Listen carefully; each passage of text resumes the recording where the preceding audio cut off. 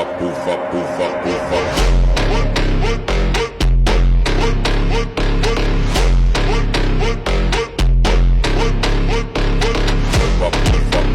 রে দোস্ত, ভিক্ষুক আমাদের ক্লাসের মধ্যে চলে আসলো কিভাবে? আরে যা দেখ, দারোয়ানের চোখ ফাঁকি দিয়ে চলে আসছে মনে হয়। এই ছেলাই, এইখানে ভিক্ষা দেওয়া হয় না, এটা একটা ক্লাসরুম। তোমার যদি ভিক্ষা নিতেই হয় তুমি নিচে ওয়েট করো, যাওয়ার সময় কেউ তোমাকে সাহায্য করে যাবে। ক্লাসরুমে বাধা দিও না, যাও যাও। চাঁদনি বাঁধবে না, বেচারা শখ করে আসছে, ওরা অপমান করিস না।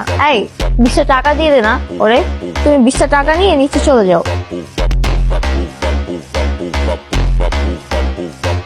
আমি তো এই জায়গায় কোনো সাহায্য চাইতে আসিনি। সাহায্য চাইতে আসেনি? তাহলে কেন এসেছো? আমি এই জায়গায় এসে ইফতেখার স্যারের লগে দেখা করতে। তুই ইফতেখার স্যারের সাথে দেখা করতে আসছিস না? এসব ধান্দা আমরা বুঝি। যা ক্লাসেতে বের, যা বেরো।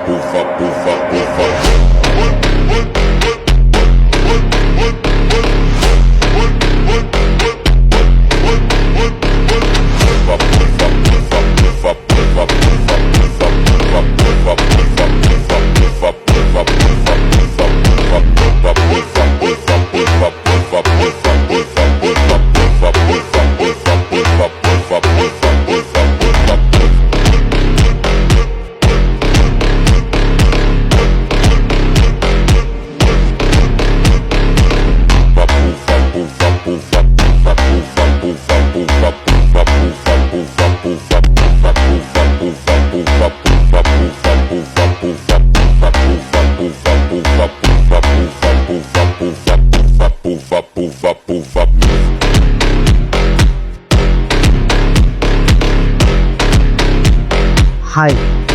হ্যালো।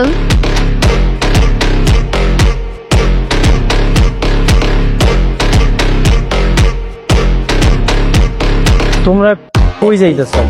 ক্লাসে যাইবা না? তুমি যাও, আমরা আসছি। আচ্ছা ঠিক আছে। দোস্ত, আমি তো পুরো ফিদা হয়ে গেলাম। ও মাই গড, ও কতটা smart. Excuse me, all credit goes to me, কারণ আমি ওকে ওই ড্রেসগুলো গিফট করেছি। ওকে, থ্যাংক ইউ দোস্ত। তুই তোর বান্ধবীর বয়ফ্রেন্ডের জন্য এত কিছু করবে, এটা ভাবতেই পারি নাই। Wait hold on, what do you mean by বান্ধবীর বয়ফ্রেন্ড? তাই ও কি বলতেছে রে? বুঝছ না, গিটার দেখে ক্রাশ খাইছে, মনে মনে বয়ফ্রেন্ডও বানায় ফেলছে। ও আই সি। আমি এখনই যে প্রপোজ করব। আয় দাঁড়া দাঁড়া, তুই কি করতেছিস? তুই এভাবে ওকে প্রপোজ করলে ও বাবাকে সবকিছু বলে দিবে, শুধু শুধু তোর মান সম্মানই নষ্ট হবে, তাই না?